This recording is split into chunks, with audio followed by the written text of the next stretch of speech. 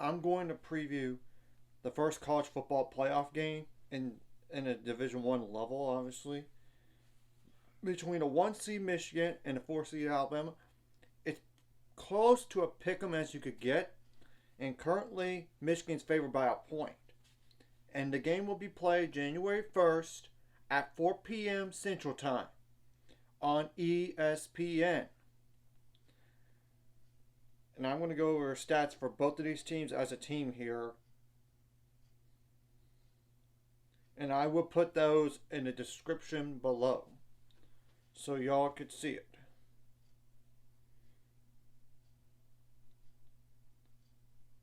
So first, I'm going to go over Michigan. They average 36.69 points per game.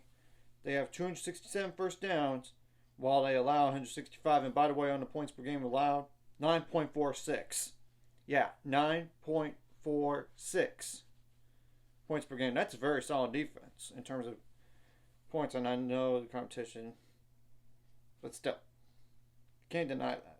161.8 rushing yards per game, while they allow 87.1.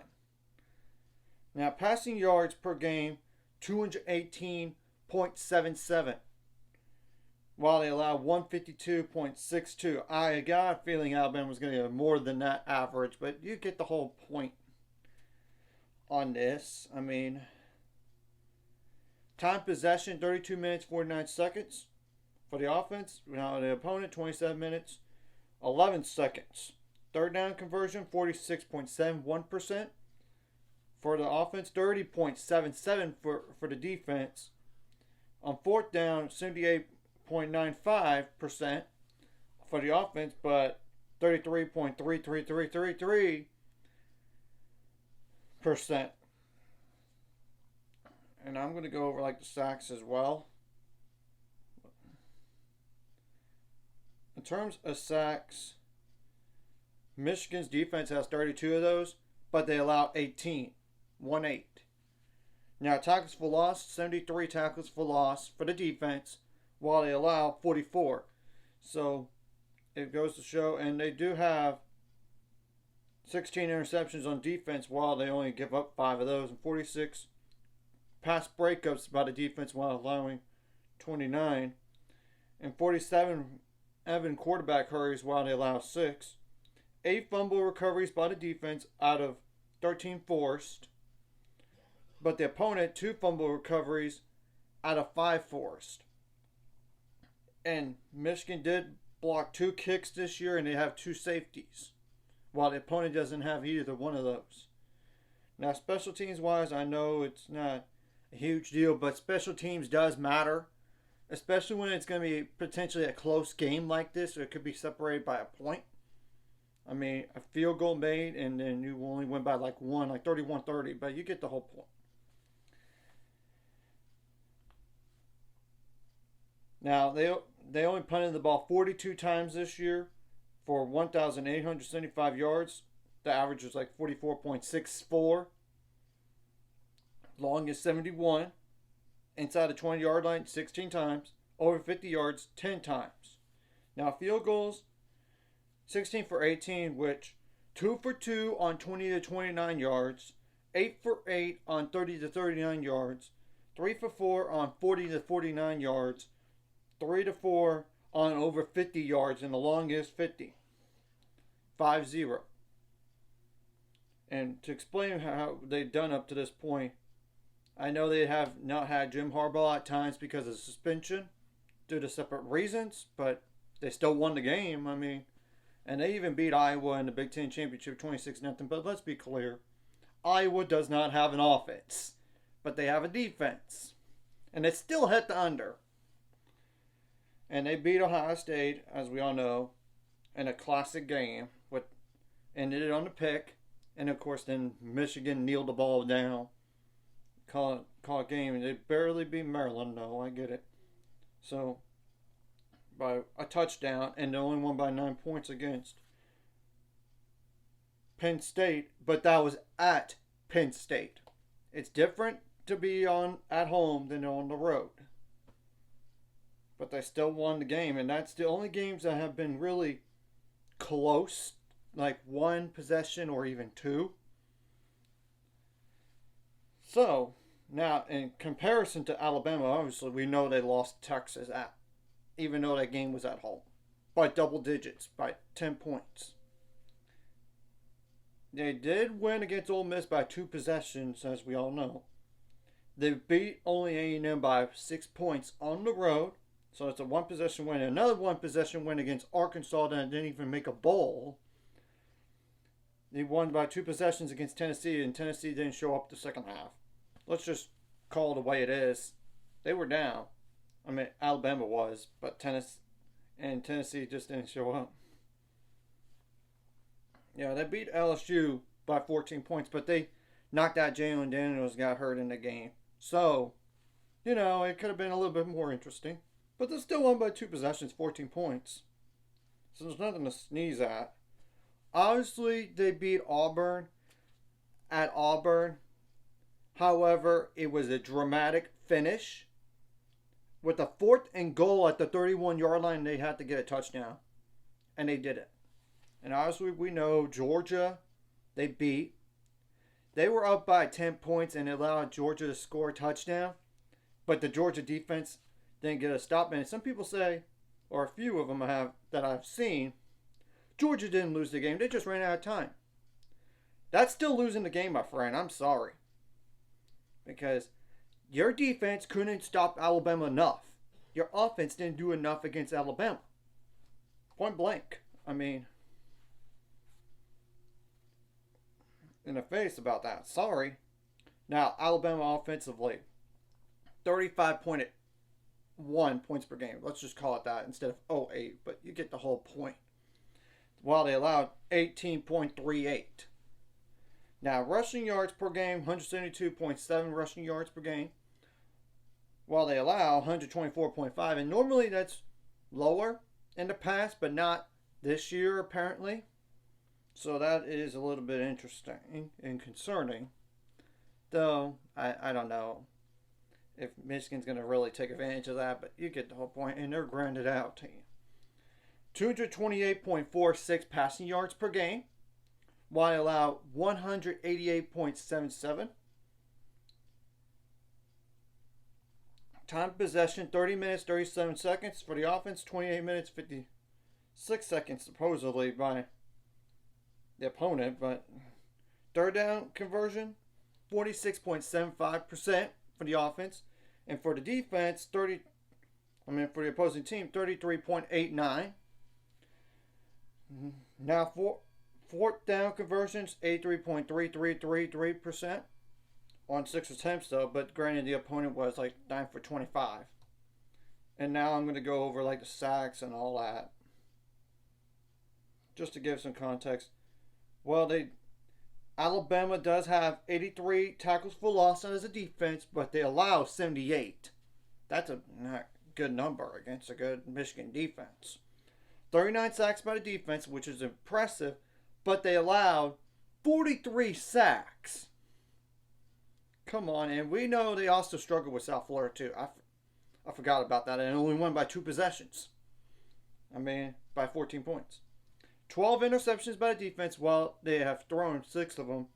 44 pass breakups to the opponent's 24. 51 quarterback hurries compared to the opponent's 30. 6 fumble recoveries out of 9 forced, while the opponent 4 fumble recoveries out of 5 forced. 2 block kicks this year and 1 safety, and the opponent does not have either against them. So, and I'm still going to go over special teams, but normally their usual punter had like 50 punts this year, but as a team, 56 punts for 2,619 yards, 44. That's the thing, but the normal guy has taken 50 of those for 2,358 yards. The longest, 67. 17 of those were inside the 20, landed inside the 20-yard line. 19 of those were over 50 yards. Now, field goal wise, 20 for 23. Actually 3 for 3 on 20 to 29 yards. 7 for 7 on 30 to 39 yards, 7 for 10 on 40 to 49 yards, and over 50 yards, 3 for 3, and along is 51. So that's pretty good. I mean, so both of these teams, special teams wise, and obviously keys for the game for both of these teams. You don't need to have special teams blunders like a blocked field goal or blocked punt or kick return touchdown, punt return touchdown, or even good returns. Like that essentially gets you over to scoring position right away and put your defense in a bind. You gotta limit your penalties across the board, and that's a definite. And about this, you want to get the opponent to be uncomfortable offensively and try to win first and second down so you can force like a third and long. And I would dare to make Michigan try to beat you through the air, but they have proven that at times this year. At times. So, you gotta do. I would shut down that run if you're Alabama, and obviously if you're Michigan, you need to stop their run and try to make Joe Monroe beat you through the air. But here's the catch. You've got to keep him in the pocket. And you got to get him down when you can. He's improved since that Texas game. I mean, that's the truth about it. You got to win the turnover battle, obviously. Because you got to limit the opponent's points off turnovers if they even have any turnovers. And of course, you want to get points off turnovers in general, because that does make a difference in the game. It does. You got to win the time possession if you can. You got to make every extra point. You got to make every field goal that you attempt. Even if it's a long one, it doesn't really matter. And also in that Georgia versus Alabama game, Georgia missed the field goal. If they would have made it, they would have gone to overtime with Alabama potentially. But then again, Alabama was going to be in scoring range at the end. But you get the whole point. I'm sorry, going back on that. I looked at it just real fast and noticed that. I was like, okay, Georgia, you made too many mistakes. Alabama made enough plays to win. You got to have your offensive line protect.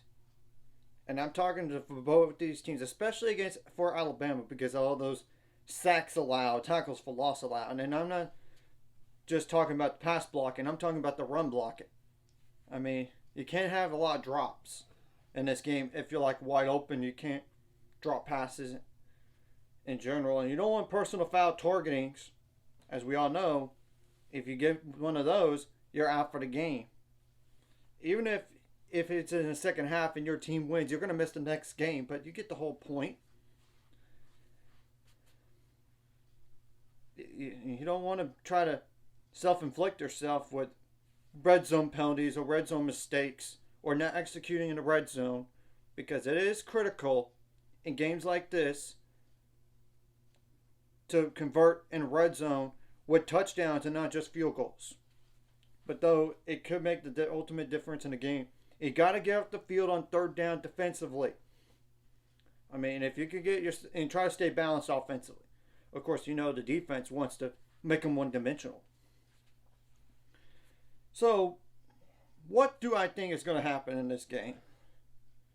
Nothing would surprise me at this game in the slightest either direction. But because of the Alabama struggles at times this year, I'm going with Michigan to win this game and cover that. Going to win this game. I'm not sure if they're going to cover or not, because they could just exactly win by a point,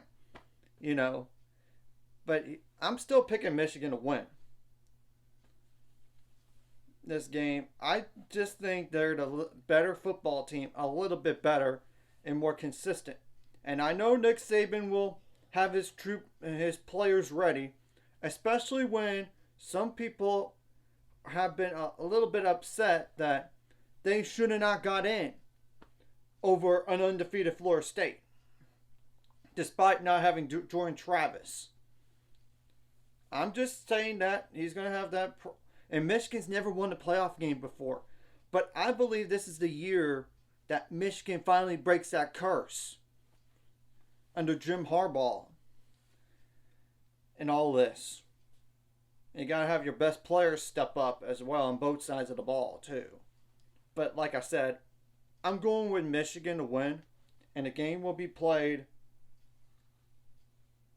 at the Rose Bowl in Los Angeles. So neither team really has, or Pasadena, California, but you get the whole point. Neither team truly has a home field advantage. They're too far away. I mean, that's the thing. Then again, I do expect a great crowd. I really do. I just think Michigan finds a way to shut up the doubters about they win the Big Ten the last 2 years and not won a college football playoff game. Remember, they got destroyed by Georgia in the first time. Thought they got there. And then last year, they lost to TCU really close. I finally think they're going to get over that hump and win the game, because I just don't know if which Alabama's going to show up. The one that beat Georgia or the one that struggled with Auburn. I mean, that's the thing. And this is a 50-50 game, and it should be a good game to watch for all the fans out there. So anyways, if you like this content, hit like and subscribe button. See you guys later. On the road to 600 subscribers. Of course, ultimate goal, it's 1,000 or more. So I make money out this. Of course, liking the video, commenting the video really helps the YouTube algorithm, so more people can see it. Sharing the video does help as well, so more people can watch. And if you're watching and you're not subscribed, hit subscribe button. It's free. Hit the notification bell as well.